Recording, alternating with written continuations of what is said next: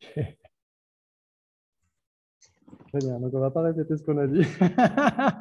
On a dit tout ce qui existe de manière conventionnelle. Et donc, si on dit, ça c'est magnifique parce que ça rejoint beaucoup ce que dit Alain Nagarjuna dans le chapitre 27 du traité du milieu, si vous l'avez lu. Chapitre 27, il parle exactement de ça et il essaie de réfuter les vues fausses, les vues qui se posent la question, est-ce que j'existais dans le passé? Est-ce que j'existerai à l'avenir? Est-ce que le monde existait par le passé? Est-ce que le monde existera à l'avenir? Donc, si on dit par exemple, j'ai existé par le passé, c'est une déclaration intenable. Est-ce que c'est vraiment intenable ou pas?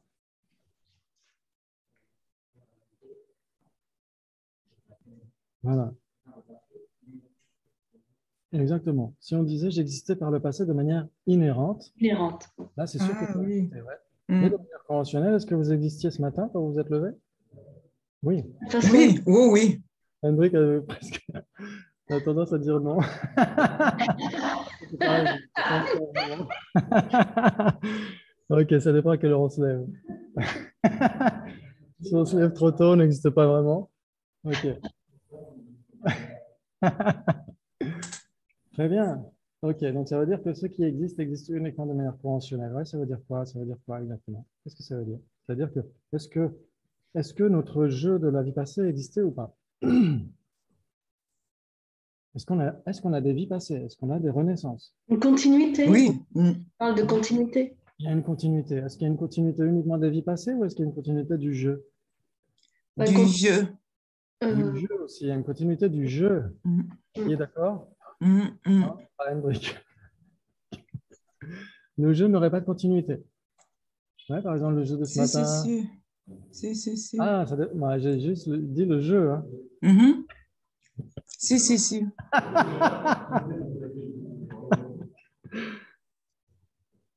On parle du jeu. Ouais. Ouais? Oui, Jeu général, ouais. oui. Voilà. Mais ce jeu-là, il est conventionnel, donc il existe depuis. Donc, il doit exister et en effet, Voilà. il est désigné en dépendance d'une continuité de la conscience. Ouais? Oui. Ok, très bien. Ok. Mais la conscience de la vie passée, elle a cessé. Vous êtes d'accord? La Mm. conscience de ce matin, elle n'est plus. Mhm. Ouais. Donc, si on disait en effet que le jeu était la même chose que les agrégats de la vie passée ou la même chose que les agrégats de ce matin, vu Ah que les non. agrégats de ce matin, c'est terminé, Ouais. le jeu serait terminé. Ouais. Ça veut dire qu'il n'y aurait plus de continuité. Ouais. Donc, il faut qu'on prouve qu'il y a une continuité. Ouais. Comment est-ce qu'on fait? Grâce aux généralités.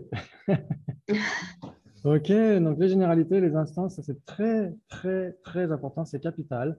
Et même dans l'autre version française du traité du milieu, il y a un commentaire de Lobsang Gyatso qui dit que sans comprendre les généralités et les instances, on ne comprend rien à ce que dit Arya Nagarjuna du point de vue du chapitre 27. Ah bon? Ça- Parce que à un moment donné, il dit tel être est l'homme, tel être est les dieux. Ça veut dire qu'au cours d'une vie passée, on est un être humain, au cours d'une vie ultérieure, on est un déva. Donc, En français. imaginons ouais, qu'on puisse être un déva par chance, par miracle, ou être un être humain. On pourrait se dire, OK, ça veut dire qu'on est deux personnes. Alors, si les instances sont vraiment inhérentes, c'est-à-dire qu'il y aurait deux personnes, il y aurait même pas de... Soit il y aurait une continuité stupide, ça veut dire qu'on serait à la fois un être humain et un déva, soit la continuité cesse. Et donc, c'est deux extrêmes ici, ouais. Ok, donc les généralités et les instances, on va essayer de voir, ça c'est des vieilles diapos, donc j'espère qu'on va s'en sortir. Par exemple, ici, vous avez la généralité chose. Alors, il y en a qui ont étudié les débats. Il y en a qui connaissent la définition de chose. On suit, mais de loin. Ah, capable d'opérer une fonction, ouais, tout le monde est d'accord? Oui. Oui. Bien, capable d'opérer une fonction. Donc là, on n'est plus chez les Vedashika, hein. On est, on va dire, chez les Sautrantika et les autres écoles. Oui, Et donc, ça veut dire que chose égale quoi? Égale parmi les phénomènes, impermanent, permanent, ça veut dire, c'est égal à quoi? impermanent. Impermanent, ouais, vous êtes d'accord? Oui. Oui. Ok, j'ai l'impression d'être vendredi soir. Ah, Ok. C'est jour. C'est jour. oui. Donc, Oui. la définition d'une généralité, c'est un phénomène qui recouvre ses manifestations. Alors ça, c'est intéressant. Mhm. Ça, c'est intéressant. C'est-à-dire que, est-ce que vous êtes des choses? Oui. Oui. Parce Mm. que On a un phénomène. Ah, parce qu'on a un phénomène, c'est intéressant. Donc, ça veut dire que si c'est un phénomène, c'est nécessairement impermanent. Oui. Oui, Donc, ça veut dire que, ça veut dire que la vacuité est impermanente. Ah. Ah. Que l'espace incomposé est permanent, que toutes les négations non affirmatives sont impermanentes. Donc, en effet, on a la généralité existant divisée en deux, impermanent et permanent. Ouais. Ça, c'est valable partout. Et chose, c'est égal à impermanent. Ouais. Oui. Très bien. Chez les Vaibhashika, chose égale existant. Hein. On n'en est plus chez les Vaibhashika. Ouais. Très bien. OK. Et donc, en effet, donc, nous sommes des choses. Ouais. Nous sommes capables d'opérer des fonctions. Ouais. Par exemple, manger, parler, etc., etc. Ouais. OK. Et en particulier d'opérer la fonction d'être la cause d'une perception directe. Ouais, chez les Sautrantika, c'est très important. Et donc, ça veut dire que nous sommes des vérités ultimes pour les Sautrantika, ouais, qui suivent le raisonnement. Pour, ici, du point de vue Prasangika, on est des vérités conventionnelles. Ouais. Oui. OK. Et donc, nous sommes tous des choses, ça veut dire que nous sommes tous des instances de la généralité chose. Ouais. Oui, d'accord. OK. Toutes les tables sont les instances de la généralité table. Table. Ouais. Et sont les instances de la généralité existant. Etc. Ouais. OK. Ah, ben ça, c'est une nouvelle diapo. Ouais, elles sont mieux, celles-là. OK.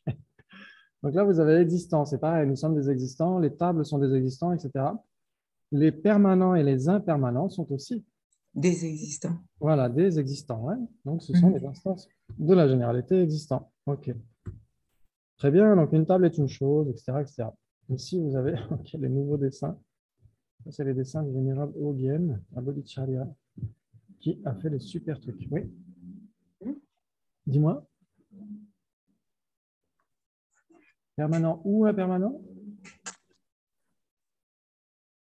Une voiture peut être une généralité, c'est ça? Non? Est-ce que permanent peut être une généralité? Exactement, oui, par exemple. Qu'est-ce qui serait des instances de permanent? L'espace incomposé, exactement, oui, tout à fait. La vacuité, toutes les négations non affirmatives. Exactement, tout à fait. Ça veut dire qu'il doit y avoir au moins 3 instances d'une généralité, ouais. C'est le minimum. Exactement, c'est le minimum. Par exemple, si vous avez la généralité chose, il y a plein d'instances. Donc, on va voir pourquoi. On va voir pourquoi. Et vous avez bien sûr la définition d'instance, Vishesha, ouais. Une instance. Une instance, c'est défini comme étant j'enlève ça. Un phénomène qui a une catégorie qui s'engage en lui par imprégnation. Donc là, il y a à peu près la même chose. Tout à l'heure, on a parlé de recouvrir, et là, on a imprégnation. Ouais. Vyapti en sanskrit, l'imprégnation. Donc ça veut dire que la table, elle est totalement imprégnée, sa nature est totalement imprégnée par la généralité table. Ah oui. Sa nature est totalement imprégnée, il n'y a pas une particule de table. Il n'y a pas une particule de l'entité table qui ne serait pas table. Ouais. Ouais. Donc, c'est un phénomène, cette table, qui a une catégorie, table ou chose, ici par exemple, chose, c'est une catégorie, comme vous le savez, c'est une catégorie qui s'engage dans la table par imprégnation. Elle imprègne totalement l'entité de la table. C'est ça que ça veut dire, ouais? Ouais, ça vous parle? Ouais. Imprégner, ça veut dire recouvrir, ça veut dire infuser. Ah. Quand on met un sachet de thé dans de l'eau, l'eau est totalement infusée par le thé, ouais, elle est totalement imprégnée par le thé. Ouais. Et bien là, c'est la même chose, c'est-à-dire que la généralité chose imprègne totalement table. Ouais. Ça joue? Ça joue ou pas? Ouais, ça fait facile, vous l'avez déjà vu. Ok. Donc ça, c'est la définition tibétaine. Ok. J'ai oublié de regarder mes diapos avant de les montrer. Ok. Donc, quelle différence entre chose et peau? Alors, ok, donc ça, peau c'est Mais le débat. peau, instance peau, de peau est une instance de chose. Peau est une instance de chose, vous êtes d'accord? Oui. Ok. C'est-à-dire que peau est une instance et chose est l'une de ses généralités, ouais. Généralement. Ok, très bien. On pourrait par exemple poser la question, quelle est la différence entre Dominique d'aujourd'hui et Dominique? Une instance de Dominique. Exactement, Dominique d'aujourd'hui est une instance de la généralité Dominique. D'accord. Ouais, très bien. Oui. Est-ce que j'ai d'autres trucs ou pas? Ah oui, j'avais les A et B, etc. Ok. Ok, donc il faudrait que je vous montre les autres diapos. Mais c'est pas très grave. Pas très grave. OK. OK. Très bien. Donc, Dominique d'aujourd'hui et Dominique en général. C'est-à-dire que Dominique d'aujourd'hui est une instance de la généralité Dominique. Vous êtes d'accord? Oui. Ouais. Que Dominique dans le temple est aussi une instance de la généralité de Dominique. Vous êtes d'accord? Ouais. OK. Très bien. Très bien. Donc, ce qu'il faut essayer de voir, c'est qu'il y a 3 règles pour lesquelles une instance est une instance d'une généralité. Est-ce que je les ai, ces règles-là, ou pas? Je vais les avoir quelque part. OK. Si on dit que Dominique, dans le temple, est une instance de la généralité Dominique, il faut, premièrement, que Dominique dans le temple soit Dominique. Facile. C'est facile. Ouais. Si on dit table est une instance de la généralité chose, il faut pour première règle que table soit une chose. Ouais, donc ça joue. Ensuite, il faut que table, si on garde table, soit différente au sein de la même essence avec chose. Ça veut dire que table n'est pas la même chose que chose. Non. Et si chose disparaissait, table disparaîtrait. Ouais. C'est pareil pour Dominique dans le temple et Dominique. C'est-à-dire que Dominique dans le temple est lié par la même essence avec Dominique. C'est-à-dire que les deux sont différentes. Conceptuellement, elles sont différentes. Et si Dominique disparaissait, il n'y aurait pas Dominique dans le temple. Oui. Ouais. Donc, ils sont liés par la même essence. Et il faut plusieurs instances qui ne seraient pas table et qui seraient choses. Je dois les avoir, ces trucs quelque part. OK. Ça veut dire quoi? Je ne peux pas enlever le... Je peux pas l'enlever? Non, je ne peux pas l'enlever. OK. Ça veut dire quoi? Ça veut dire que quand on dit plusieurs, c'est plus de 2. C'est-à-dire que si on dit que table doit être une instance de choses, ça veut dire qu'il doit y avoir au moins 3 choses qui ne seraient pas table. Le pluriel en sanskrit, c'est plus que 2, parce qu'en sanskrit, il y a le singulier. Le singulier, il y a le duel et le pluriel. Ouais. Donc, duel, ça veut dire 2. Et pluriel, ça commence à 3. Ouais, c'est facile. OK. Donc, quand on dit plusieurs, ça veut dire au moins 2. Ça veut dire 3 et plus. Ouais. OK. Donc, ici, par exemple, vous avez un très beau dessin qui date d'il y a quelques années déjà. Donc, vous avez chose et pot. Chose, c'est la généralité, et pot, c'est l'instance. Vous êtes d'accord? Donc, si vous remplacez chose par Dominique et pot par Dominique dans le temps, est-ce que ça joue ou pas?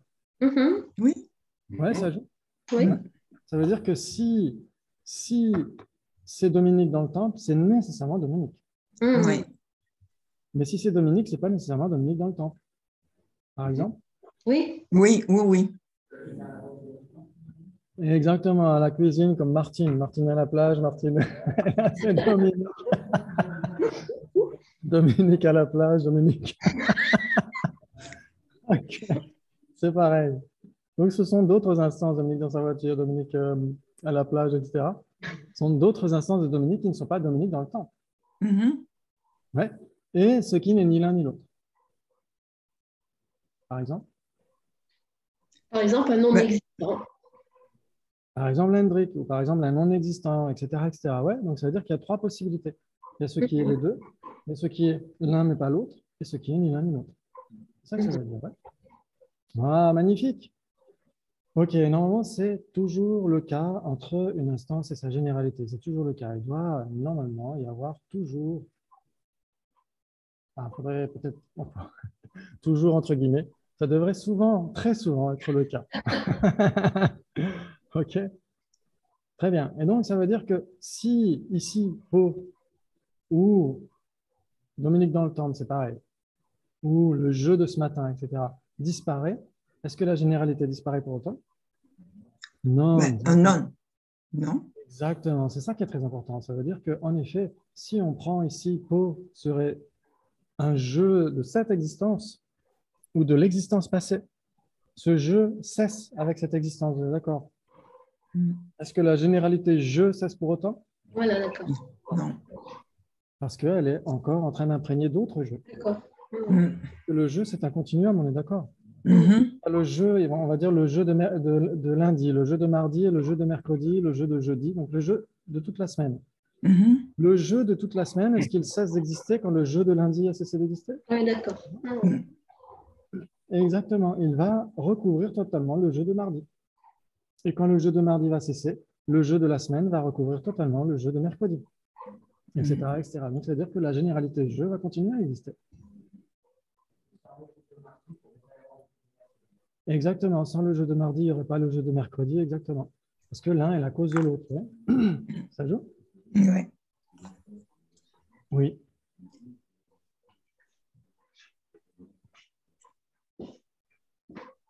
Exactement. Et même les instants sont simplement imputés. Ouais. C'est ça qui est génial. Ok, je crois que du coup, c'est. Ok. Donc, ça, c'est pour vous montrer. Donc, ça, c'est pour les balaises. Quelle différence y a-t-il entre généralité et instance? On ne va pas le faire parce qu'on n'est pas étudié tout ça. Ok. Ok. Ouais, on va laisser comme ça.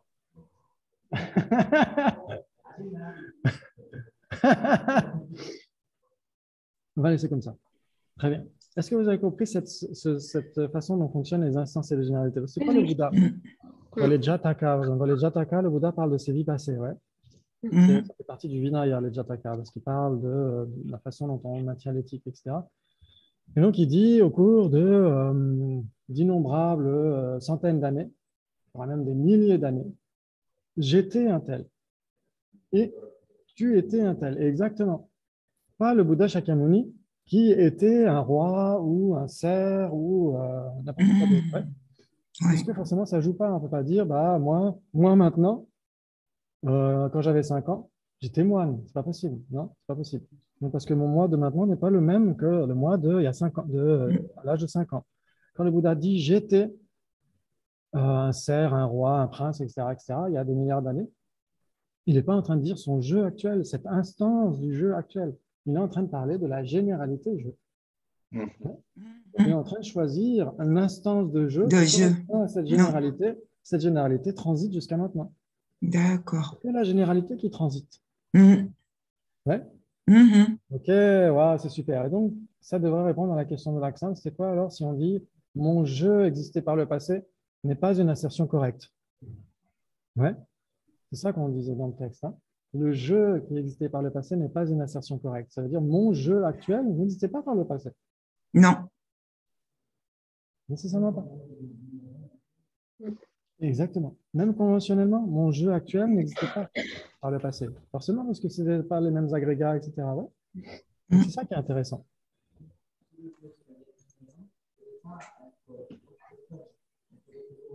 Exactement. Oui. Exactement. Oui. Tout à fait. Inhérent, ça voudrait dire qu'il ne dépendrait de rien. Ouais.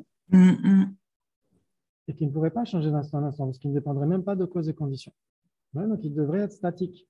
Donc, parfois, il y a des gens qui disent, par exemple, oui, il n'y a pas si longtemps, il y a une moniale dans la tradition Theravada qui disait que le mot réincarnation ne convient pas. Parce que si on parle de réincarnation, c'est un soi permanent qui renaîtrait. Mais Acharya Chandrakirti dit un soi permanent ne peut pas renaître. Donc, ce n'est pas un bon non.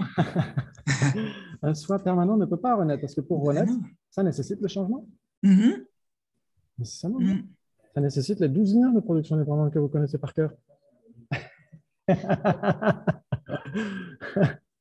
C'est un renouveau à chaque fois, exactement. Mais, exactement, mais c'est vrai que l'impermanence, le renouveau ne gêne pas trop les Sutrantika pour parler d'inhérence, et les Sutrantika non plus. Donc, c'est ça le problème. C'est que l'impermanence ne réfute pas l'existence inhérente pour les Sutrantika, pour les non-prasangika en général. Donc, c'est ça qui est intéressant. Ouais. Alors que pour les prasangika, l'impermanence réfute nécessairement l'inhérence. Ouais. Oui. Parce que si un effet dépend de cause, s'il dépend de cause, il ne peut pas être indépendant. Absolument. Ouais. Exactement. C'est pour ça que dans les textes comme la louange à l'existence dépendante, dans les commentaires à la louange de l'existence dépendante, il cite ce fameux sutra du roi Anavatapta, etc., qui dit tout ce qui est né de cause n'est pas né. Ouais, parce que ce n'est pas né en soi. Ouais. C'est très important. Ok, très bien. Donc là, normalement, si on comprend les généralités des instances, c'est plus facile à comprendre pourquoi on peut dire j'étais par le passé. On sait très bien qu'on ne parle pas de nous maintenant. On parle de notre jeu précédent, qui est une même entité avec le jeu général. Oui. Ouais. Wow, Oui. magnifique. Qu'est-ce qu'il y avait d'autre? Ça, c'était le praliné. Et les généralités de classe. Alors, en effet, quand on parle de généralité, normalement, on parle en premier lieu des généralités de classe, de catégorie. Hein, comme la définition d'une instance. C'était quoi la définition d'une instance? Oui, c'est une catégorie. Ah, C'est quoi la définition d'une instance? Phénomène qui a une catégorie qui s'engage à lui par imprégnation. Voilà, qui s'engage en lui par imprégnation, exactement. Oui. Donc, ayant une catégorie, ouais, une catégorie, c'est une généralité de classe, c'est-à-dire chose, impermanent, existant, table, etc. C'est des généralités de classe, ouais. ah oui, oui, ce sont des Catégorie, c'est des catégories. simplement. Et collection, c'est un ensemble. Exactement, la généralité de collection, waouh, on voit qu'il y en a qui ont potassé. La généralité de collection, c'est défini comme étant une forme grossière constituée de ses multiples parties assemblées, ouais. Oui. Ouais.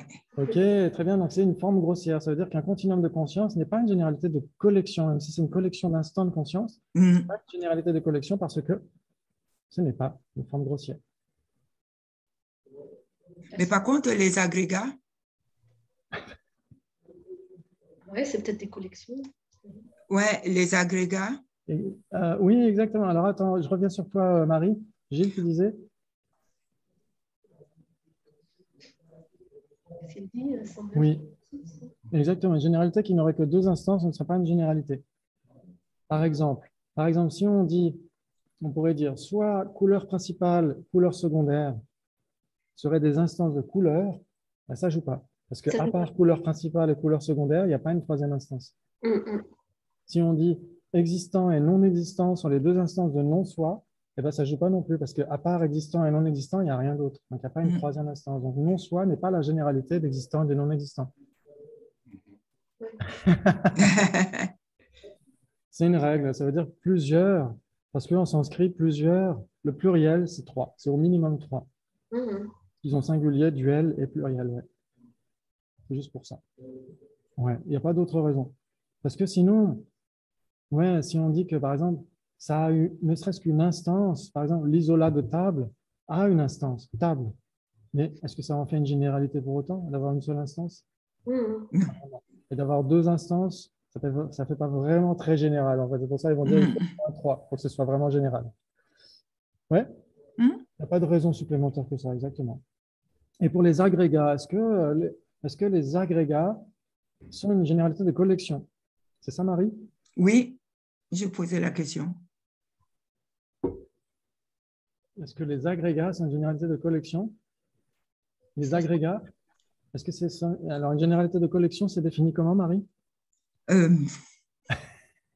Assemblage de C'est parties. les prix qu'ils croyaient prendre. Non. Assemblage de parties. Je vais enlever quand même ce share screen parce que ça met Beyond, c'est pas très auspicieux. Voilà, comme ça. Donc là, normalement, vous apparaissez à l'écran, je crois, hein, donc c'est pas très grave. OK. Généralité de collection, donc c'est une forme grossière. Ça doit être de la matière. Grossière, ça veut dire qu'un atome n'est pas une forme grossière. Non. Ouais. Donc, il faut quand même beaucoup d'atomes pour avoir une forme grossière. Oui. Constituée de ces multiples parties assemblées. Ouais. Multiple, c'est pareil. Douma en tibétain, multiple, ça veut dire plusieurs. Ouais. OK. Et donc, les agrégats. Est-ce que l'agrégat des formes, est-ce que c'est une généralité de collection? Ça ressemble. Oui, oui, je dirais oui cette fois-ci. Exactement, oui, parce que c'est une forme grossière constituée de plusieurs de ces parties. Oui. C'est facile. Est-ce que les agrégats non formels, c'est une généralité de collection? Non formel. Non. Oui, non formel, ça veut dire quoi? Non formel, ça veut dire les sensations, les identifications, les facteurs. Ah ouais. C'est pareil, c'est un assemblage de collection. Ouais. C'est un assemblage. Donc, il y en a qui seraient tentés de dire. Mais la sensation, il y en a déjà trois. Que ce serait une forme grossière alors? Ça veut dire que les sensations sont une forme grossière parce que ce sont des généralités de collection?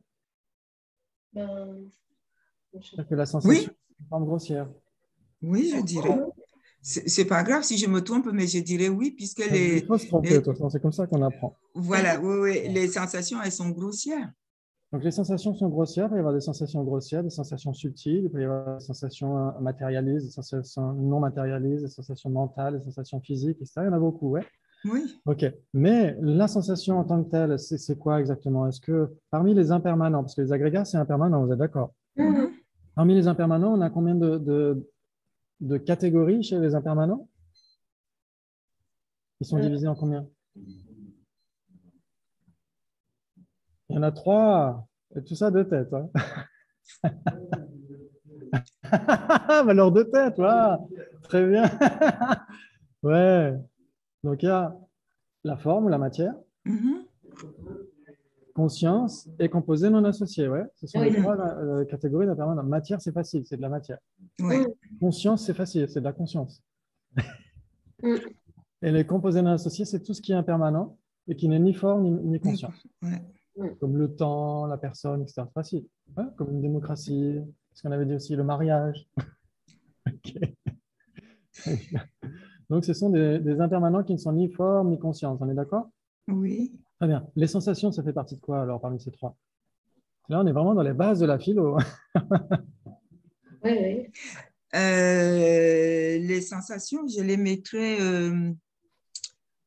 par exemple, dans la conscience. Oui, exactement, comme Damien. Ouais. C'est-à-dire que les sensations, c'est quoi? C'est un facteur mental. C'est un facteur Mhm. mental omniprésent. Ouais. C'est-à-dire qu'il accompagne n'importe quelle conscience. On est d'accord? C'est ce qui Oui. permet à la conscience d'expérimenter les objets. Hein? Et il n'a pas de matière, c'est pas de la matière, la sensation, vous êtes d'accord? Non. Ouais. Et pourtant, on parle de sensation physique. Bah, il y a quand même, Ben, au niveau physique, il y a quand même des transmetteurs. Il y a quand même, Ah, bah justement, il y a des sensations physiques. Il c'est y a des chimique, quand sensations même, tout ça. visuelles, auditives, olfactives, gustatives, tactiles. Ouais. C'est matériel. Le contact, exactement. Le contact, si on parle des facteurs mentaux, c'est aussi un facteur mental, le contact. Parmi les omniprésents, ouais. Contact, mhm. sensation, identification, intention et application mentale, ouais. Donc le contact, c'est un facteur mental aussi. Les sensations, c'est des facteurs mentaux. Et il y a des sensations qui sont physiques, parce qu'elles naissent en dépendance d'une condition physique, Mm. une faculté physique. Faculté visuelle, auditive, olfactive, gustative, tactile, ouais. Mais ça reste un facteur mental. Ouais. Mhm. La conscience, vous êtes d'accord? Ouais. Les sensations, c'est de la conscience. Ensuite, les identifications, c'est quoi? Mais ça fait partie de la conscience aussi. C'est de la conscience. Les facteurs composés, c'est quoi? C'est que de la conscience. Science, oui. Il n'y a que la forme qui n'est pas. Oui, c'est aussi matière. Oui, les facteurs composés. Mm.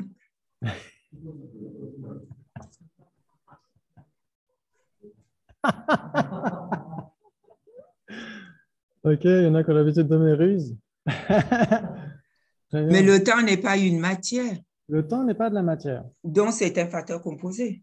Donc, si ce n'est pas de la matière, c'est Non, seulement un facteur composé.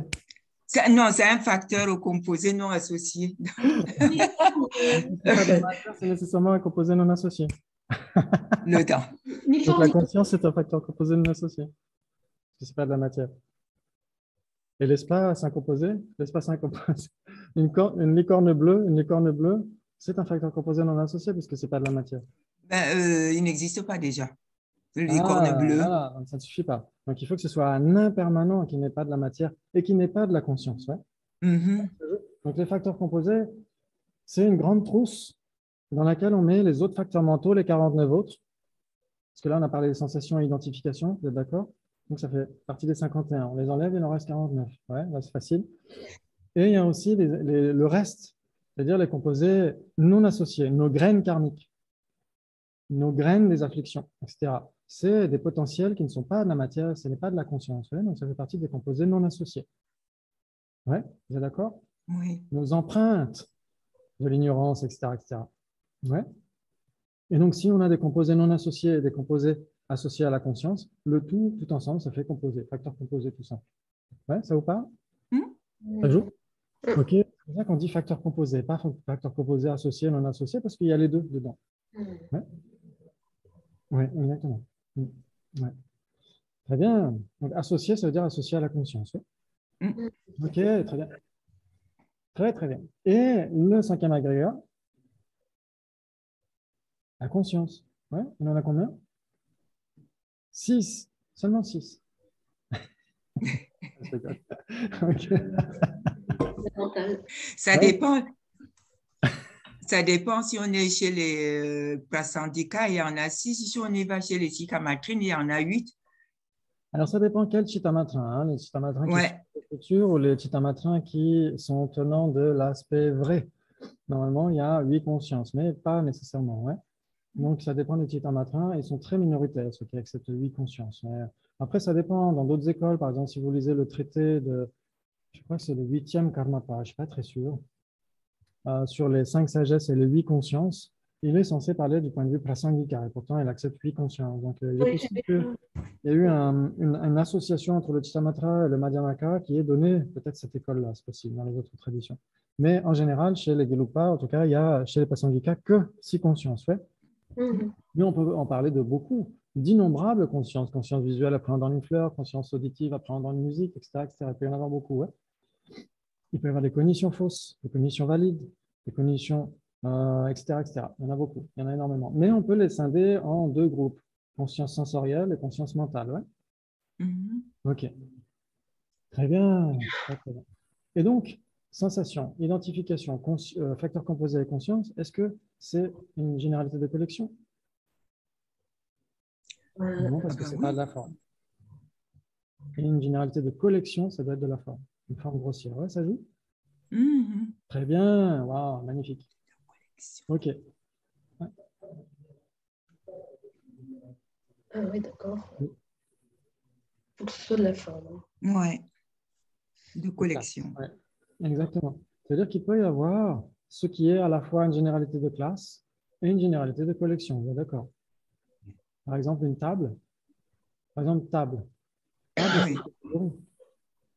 Table, c'est une catégorie parce qu'il y a des tables en bois, des tables oranges, des tables du temple, des tables de jardin. Donc ça, c'est des instances de la généralité de table. Ouais. Donc c'est une catégorie, c'est une classe. Table, ouais. Et c'est aussi une généralité de collection, Oui. puisque c'est une forme grossière que c'est deux parties de ces multiples parties assemblées. Ouais. Donc c'est ce qui est les deux. Facile, non? Non? Ouais, ouais, ouais. Ça s'applique qu'aux formes, alors. Oui. Alors, collection, la définition d'une généralité de collection, c'est une forme grossière. Donc, il faut que ce soit suffisamment grossier pour être appréhendé à l'œil nu. Et c'est constitué de plusieurs de ces parties assemblées. D'accord. Voilà. Le plateau de la table, les pieds de la table, c'est tout ça. C'est tout ça. Ça forme une collection, une généralité de collection.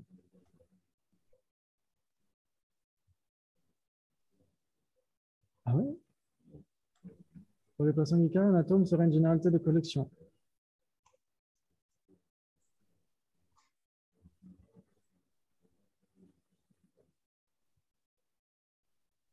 Et donc? C'est pas possible d'avoir des atomes insécables. Donc,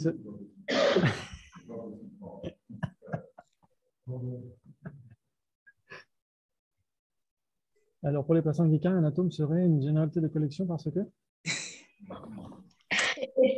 il peut être divisé. Ah, ok, oui, parce qu'il n'accepte pas. Exactement.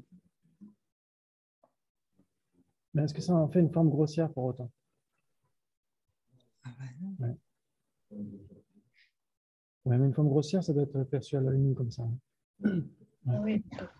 Donc, Il faut que ce soit perçu en plus. ouais, même si les personnes handicapées disent un atome peut être encore divisé, etc., ils n'acceptent pas les atomes insécables. Ouais, exactement.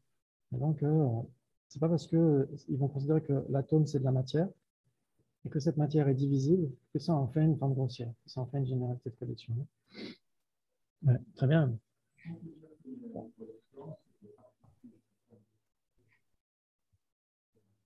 Oui, exactement. C'est une collection parce que c'est des parties, ces parties minuscules, etc. Et c'est là où on avait vu justement cette lecture ascendante entre les Vaibhashika, les Sautrantika, etc., etc. Il y a aussi du point de vue de ce qu'est la matière. Ouais, par exemple, les Vaibhashika disent qu'une particule indivisible, c'est une vérité ultime. Ouais. Ce à quoi on peut s'agripper, c'est la réalité pure et dure, etc. Mais Acharya Dharmakirti va dire qui perçoit même ne serait-ce qu'une molécule? Personne. Donc il faut un amas suffisamment gros de molécules pour dire ok, c'est l'objet d'une perception directe. Ouais. Et donc il faut que ce soit l'objet d'une perception, d'une conscience ultime. Une perception directe pour les Sotantika, c'est une conscience ultime. Elle est non erronée, elle ne se trompe pas. Et donc ils vont dire Dharmakirti est obligé d'accepter qu'un amas d'atomes doit être suffisamment grand pour être la cause d'une perception visuelle, d'une perception directe. Et puisque c'est la cause d'une conscience ultime, ça doit être une vérité ultime. Donc plus uniquement les particules indivisibles sont des vérités ultimes, mais un amas de particules indivisibles devient une vérité ultime aussi. Toutes les généralités sont des collections. Pourquoi? Une généralité qui ne serait pas une collection, chose, existant, non-soi, personne. Ouais. Donc, c'est-à-dire qu'on peut avoir ce qui est les deux, une table, ce qui est une généralité de classe, mais pas une généralité de collection. Ce qui serait une généralité de collection, mais pas une généralité de classe, ce serait quoi? Ce qui serait une généralité de collection, mais pas une généralité de classe. Ce ne serait pas une catégorie, qui n'aurait pas d'instance. C'est plus compliqué. Catégorie qui n'aurait pas d'instance. Alors, cette table, elle a des instances, ouais. Oui. Cette table de maintenant, cette table d'aujourd'hui, cette table de demain, etc. Oui. Si elle n'avait pas d'instance, elle n'existerait pas. Ok, donc ça veut dire que, ça veut dire que les deux tables, par exemple, l'ensemble des deux tables, ça n'existe pas alors. Parce que ça n'a pas d'instance. Parce que ça n'a pas d'instance.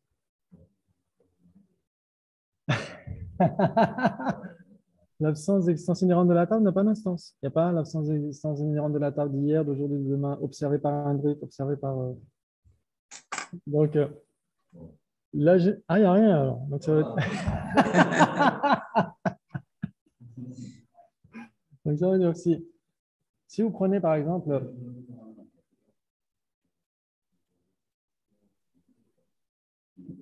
l'espace incomposé n'a pas d'instance. Il y a le nord, le sud, l'est, l'ouest. Et ce n'est pas une généralité de collection. Oui? Non, oui. c'est nord, sud, est, ouest. Nord, sud, est, ouest, voilà, ce sont les instances de généralité espace. Ouais. Ok, donc une généralité de collection qui ne serait pas une généralité de classe, par exemple les deux tables, l'ensemble des deux tables. Vous êtes d'accord que c'est une collection? Une forme grossière constituée de plusieurs de ces parties. Mais rien ne peut être ces deux tables, donc elles n'ont aucune instance. Donc c'est une généralité de collection qui n'est pas une généralité de catégorie. Ouais. Je ne comprends rien, moi. Alors les deux tables de ce matin ne sont pas à la fois les deux tables. C'est-à-dire qu'il y a les deux tables qui est un continuum, les deux tables de ce matin, les deux tables de ce matin, de midi, les deux tables de ce soir. Donc ça, c'est le continuum. Et ce continuum a des instances. Oui. Le continuum a des instances, mais l'ensemble des deux tables n'a aucune instance. Il n'y a rien qui puisse être ces deux tables. Ah oui, d'accord. Ouais. Oui, oui. Oui, pot and pilar, c'est pareil. Pot et pilier, ouais. Ouais. Oui. Vous voulez dire quelque chose? Sans instance, il ne pourrait pas y avoir de continuum. Oui, sans instance du continuum lui-même, exactement. Il n'y aurait pas... Oui, tout à fait. Ouais, exactement. C'est-à-dire que l'ensemble des deux tables, c'est un continuum qui est impermanent. C'est une forme grossière qui est impermanente, qui change d'instant en instant. Et donc, ça veut dire l'ensemble d'avant est la cause de l'ensemble de maintenant, etc. Mais rien ne peut exemplifier les deux tables en même temps. Rien ne peut être ces deux tables-là. Donc, elles ne sont pas une généralité. L'ensemble des deux n'est pas une généralité de classe. Et il y a ce qui n'est ni l'un ni l'autre, c'est facile. Une corne de lapin. Ouais, donc, on a 4 possibilités entre généralité de classe et généralité de collection.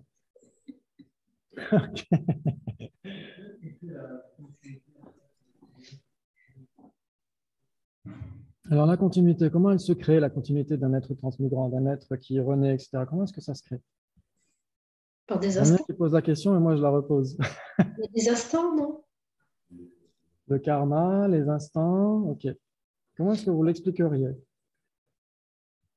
Ben, quand un instant se termine, un autre démarre. Oui.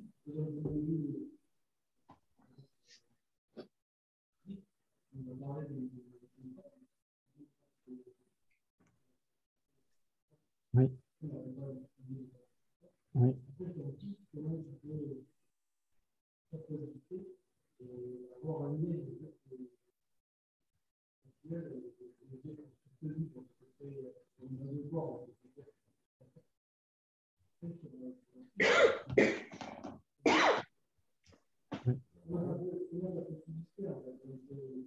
Exactement. Parce que, en effet, comme dit Damien, on change de corps, d'existence en existence, etc. Ouais. Donc, qu'est-ce qui fait la continuité? Ouais. Donc, on va dire que dans le Theravada, ils vont dire que c'est Bhavangacita, ouais. C'est la conscience minimaliste qui va faire le lien d'une existence à l'autre. Et les Chittamatras vont dire à peu près la même chose avec la conscience base de tout, la Laya Vijnana, pour ceux qui l'acceptent. Mais il n'y a pas besoin de l'accepter, on peut juste dire que le moment de notre mort, ça dure un certain temps. Même quand on dit une mort instantanée, c'est rare que ce soit un instant infinitésimal. Ça dure quand même un certain temps. Hein. Donc la conscience, elle continue, les consciences grossières se résorbent, etc. Et il y a la conscience du moment de la mort. Hein. Donc ça, c'est expliqué uniquement dans les tantras supérieurs, cette conscience extrêmement subtile, qui est associée à un souffle extrêmement subtil, le principe vital, le souffle vital extrêmement subtil. Et les souffles karmiques vont engendrer une renaissance vers le bardo, le prochain bardo et la prochaine renaissance. Ouais. Quand il y a un bardo. Il n'y en a pas nécessairement un, il n'y a pas nécessairement un état intermédiaire, mais quand il y en a un qui va être projeté par le même karma qui projette la prochaine existence. Ouais. Il n'est pas nécessaire le bardo. Par exemple, quelqu'un qui renaît dans la sphère du sans-forme, il n'y aura pas de bardo. Ouais. Ok. Et il y en a qui disent même que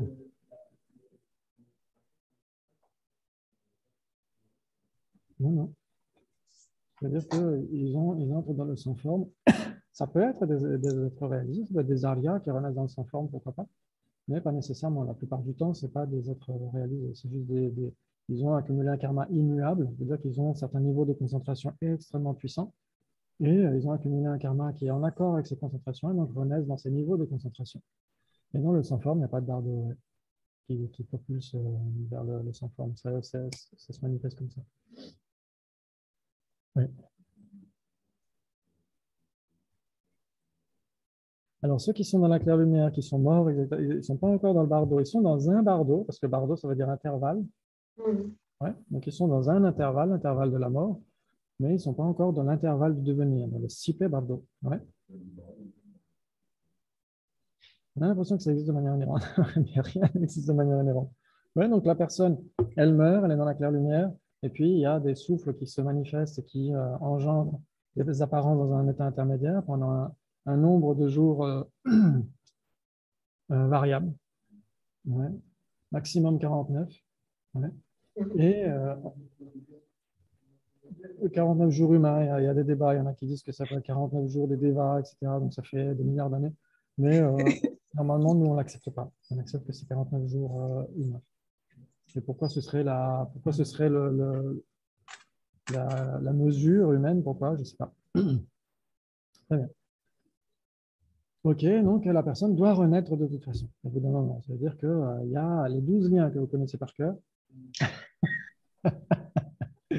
Et donc, il y a le devenir. Le devenir, c'est quoi? C'est les graines qui germent. Ouais. Ouais, ça veut dire que la personne, elle a soit de la... Hein? Exactement, tout à fait. C'est un lien actualisateur. Exactement, tout à fait.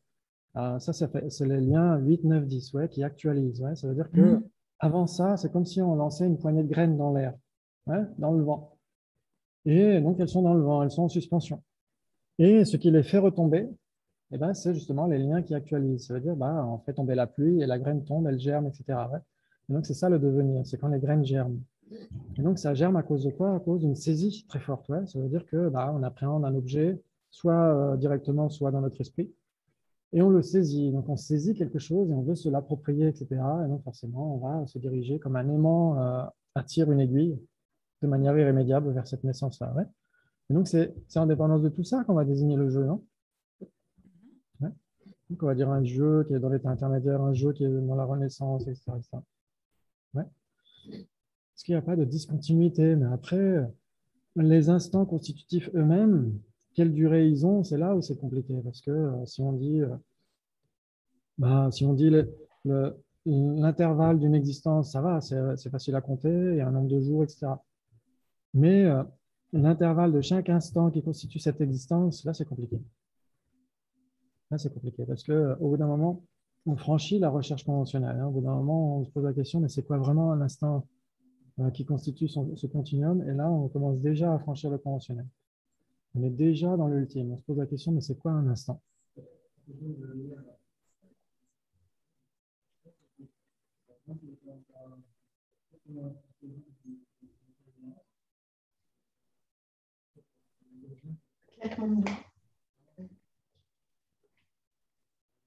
Oui.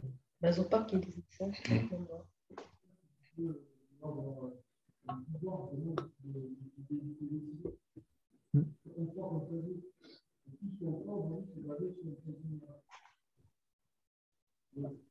Alors, pas nécessairement. Pas nécessairement parce que, comme on l'a vu l'autre jour, il y a les trois modes d'appréhension. Ouais. Tout ce qu'on appréhende n'est pas nécessairement associé à la saisie d'existence inhérente. Ouais. Et ce qu'il faut voir, c'est que dans ces 12 liens, il y a l'ignorance. Ouais, l'ignorance qui est le premier lien. Ouais. Mais ce n'est pas parce qu'on a de l'ignorance que c'est l'ignorance qui est le premier lien, par exemple. C'est-à-dire qu'on peut avoir l'ignorance dans notre continuum et pas nécessairement saisir de manière inhérente, de manière manifeste. Et donc, si ce n'est pas une saisie manifeste, mais que c'est juste dans notre continuum sous forme de graines, c'est de l'ignorance. Mais ce n'est pas l'ignorance qui est le premier lien. Ouais, un aria, par exemple, un aria a toujours l'ignorance, parce qu'il n'a pas nécessairement éliminé le voile afflictif. Il a toujours l'ignorance, mais ce n'est plus l'ignorance qui est le premier lien. Donc, ça veut dire qu'on a encore une marge de manœuvre. Et surtout par rapport à l'application mentale inappropriée. Ouais, ça, on en avait parlé. Vous voyez que selon Acharya Vasubandhu, il y a trois conditions principales qui font générer une affliction: les graines, l'objet et les films. Et sur les films, on peut, les films, les élaborations, les appelle parikalpita, ouais, les conceptualisations, exactement. L'application mentale inappropriée, on est vraiment sur un aspect repoussant pour un objet d'aversion ou attirant pour un objet d'attachement. Et donc, on est en train de se faire, on est focalisé sur un aspect de la réalité. Et ça, on peut remédier. Même avant d'avoir réalisé la vacuité, on peut déjà se dire, OK, c'est quoi cet objet-là? C'est quoi le chocolat? C'est quoi, etc., etc. Et faire attention, et surtout à notre esprit, la façon d'observer notre esprit. Est-ce qu'on est plutôt dans l'attachement? Est-ce qu'on est plutôt dans l'irritation, etc. Et d'observer d'où est-ce que ça vient. Et de se poser la question, de se dire, OK, c'est juste une pensée, en fait. Parce que les graines, on ne va pas faire grand-chose tant qu'on n'est pas en aria. Les objets, il y aura toujours des objets d'attachement et d'aversion. Par contre, à l'intérieur, là, on peut commencer à prendre le pouvoir. Parce qu'on est...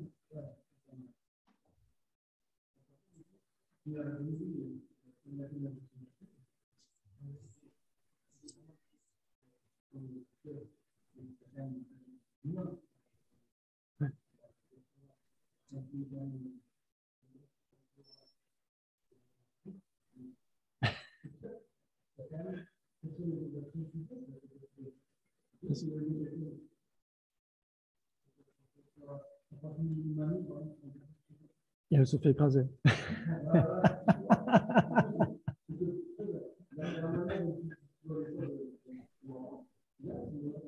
Oui.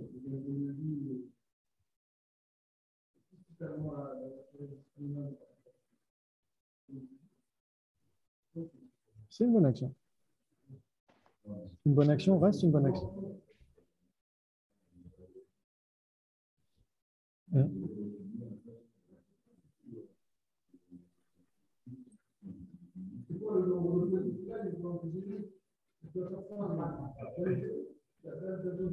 Ça dépend de ta motivation. Le même acte peut être extrêmement limité ou extrêmement vaste. Par exemple, faire une prosternation.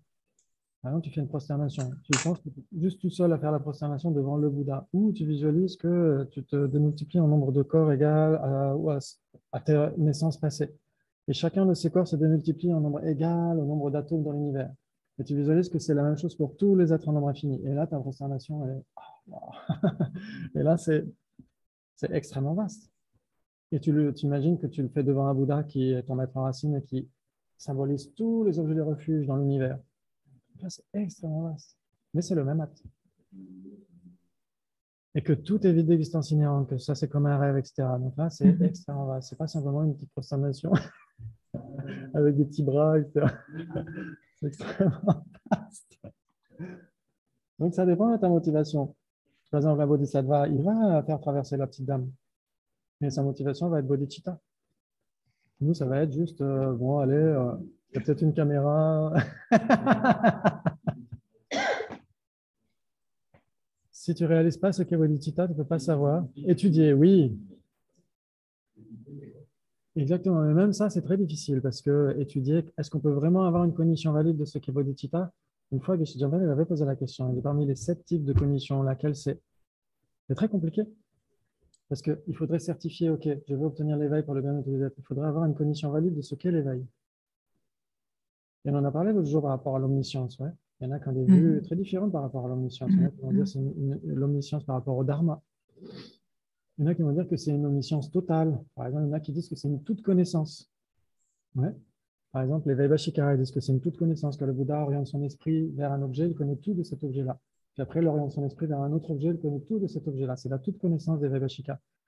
Mais il y a Dharmapala, par exemple, c'est un commentateur du Visuddhimagga qui dit « Rien n'empêche le Bouddha d'orienter son esprit vers tous les objets en même temps. » Et donc, quelle est la limite entre la toute connaissance et l'omniscience? Ok, donc ça, c'est juste un exemple. Mais il faudrait certifier par une cognition valide ce qu'est l'éveil. Si on dit « Je veux obtenir l'éveil pour le bien de tous les êtres », est-ce qu'on peut vraiment avoir une cognition valide de ce qu'est l'éveil? Compliqué. Si c'était une perception directe, on serait nous-mêmes en train d'observer l'omniscience. Et donc, on serait omniscient nous-mêmes. Oui. Une cognition inférentielle, dans ce cas-là, ça pourrait le faire. Mais une cognition inférentielle, elle dépend nécessairement de raisons valides.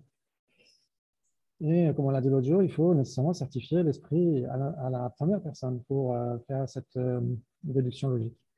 Donc, ce n'est pas si évident que ça. Exactement. Tout à fait. Si on ne réfléchit pas à ça et si on n'a pas au minimum une réalisation directe de ce qu'est la nature de l'esprit conventionnel, parce que c'est sur la base de ça qu'on fonde tout le reste, les renaissances, l'omniscience, etc. S'il n'y a pas cette certification de l'esprit clair et cognitif, on ne peut pas le faire. Ouais. Wow, magnifique. En tout cas, bravo. Et donc, on n'a peut-être pas tout solutionné aujourd'hui, mais on s'est posé des questions. C'est déjà ça. Oui.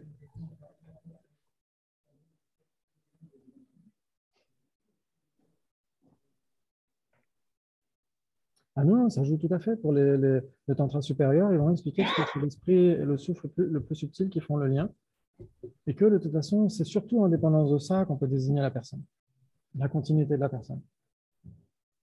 Parce que c'est ce qui est stable. Ça, c'est indestructible. Ça, c'est éternel. Cette continuité, exactement. C'est pour ça que le mot éternaliste, ouais, c'est éternel. L'esprit le plus subtil, le continuum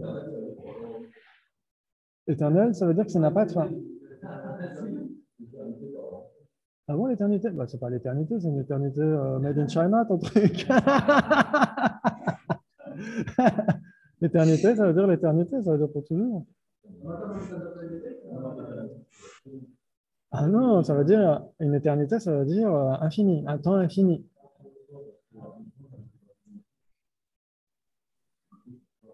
Ah non, non, permanent. La permanence peut avoir une fin. C'est-à-dire que Ah bah oui. être éternel et être permanent, il y a 4 possibilités aussi. Hein.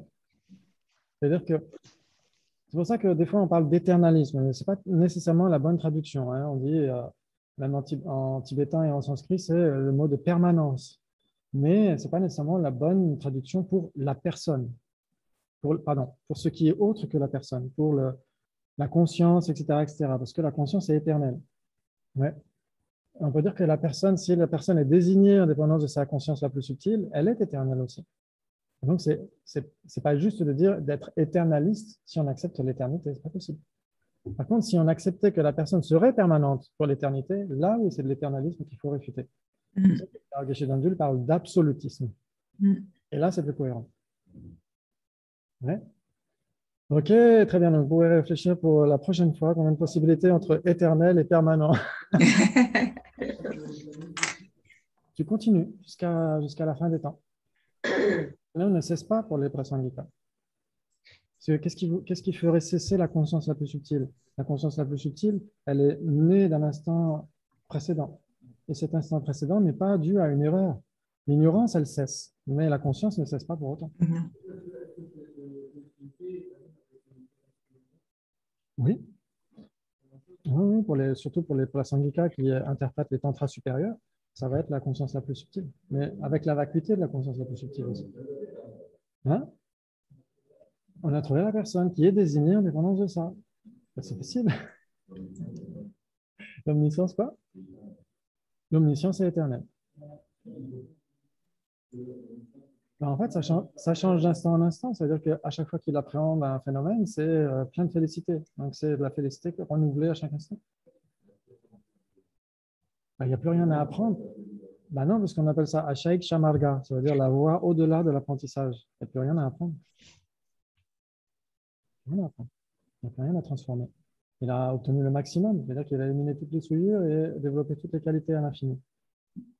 Qu'est-ce qu'il pourrait y avoir de plus que ça? Qu'est-ce que tu veux de plus?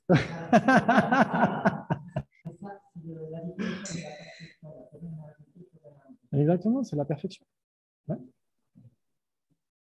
Et après, comment est-ce qu'il pourrait s'ennuyer? Parce qu'il envoie des émanations à l'infini dans tout l'univers. Et imagine l'exaltation que ça doit être. Ah, ça va être magnifique. OK. En tout cas, est-ce qu'il y a besoin d'une session demain ou pas? C'est vous qui voyez. C'est vous qui voyez. Vous m'envoyez un SMS, ouais? Vous m'envoyez. Hein? Bah, moi, je vais continuer sur les généralités parce qu'on n'a pas vu les... Okay. Donc, on continue demain à 8h30 pour les généralités. Merci beaucoup. Merci. Ciao. Merci. Bonne journée. Merci. Ciao. Ciao, ciao. Au revoir.